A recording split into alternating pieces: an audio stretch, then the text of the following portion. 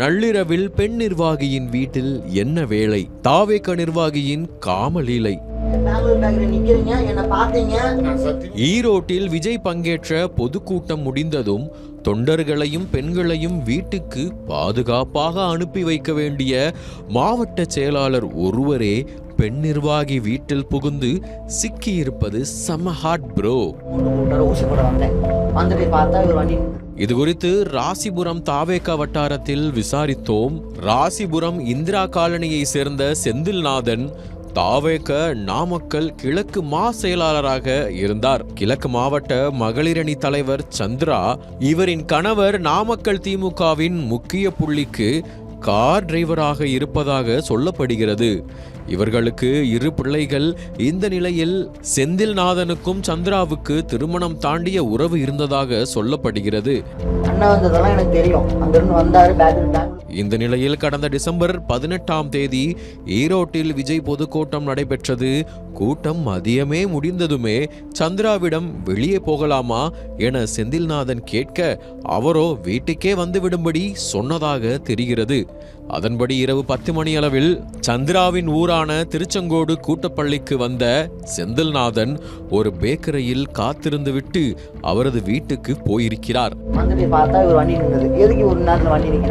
இதற்கிடையே செந்தில்நாதன் உளவியதை பார்த்த சந்திராவின் தம்பிக்கு சந்தேகம் ஏற்பட்டிருக்கிறது.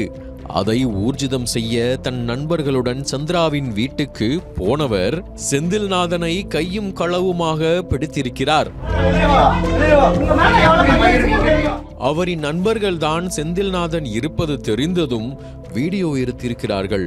விஷயம் பெரிதானதும் தாவேக நிர்வாகிகள் வந்து செந்தில்நாதனை மீட்டிருக்கிறார்கள். ஆனாலும் வீடியோ வைரலாகிவிட்டது.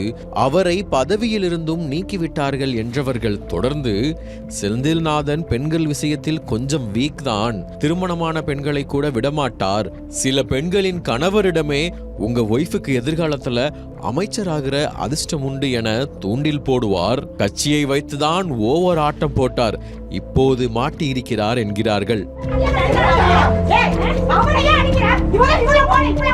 இது பற்றி செந்தில்நாதனிடம் பேசினோம். அந்த பெண்ணிடம் நலம் விசாரிக்கத்தான் போனேன். அப்போ உறவினர்கள் சூழ்ந்துக்கிட்டாங்க. நான் விளக்கம் கொடுத்ததும் புரிஞ்சுக்கிட்டாங்க. ஆனா திடீர்னு சிலர் வந்து வீடியோ எடுத்து இப்படி செஞ்சுட்டாங்க. கட்சியை களங்கப்படுத்தவும் திருச்செங்கோடு தொகுதியில நான் போட்டியா இருக்க கூடாதுன்னு தான் திட்டம் போட்டு இப்படி செஞ்சிட்டாங்க என்றார் செந்தில்நாதன்.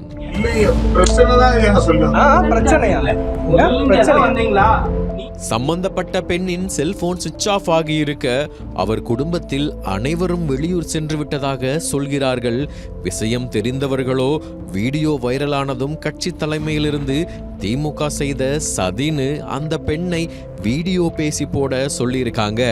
அதுவும் உல்டா ஆனதும் செந்தில்நாதனை பதவியில இருந்து நீக்கி இருக்காங்க. அதுக்கப்புறம் தான் தாவேக தலைமை அந்த பொண்ணை மீடியாவை சந்திக்க கூடாதுன்னு வெளியூருக்கு போகவும் சொல்லி இருக்கு. திமுகவுக்கும் இதுக்கும் சம்பந்தம் இல்லை என்றார்கள். Very wrong bro.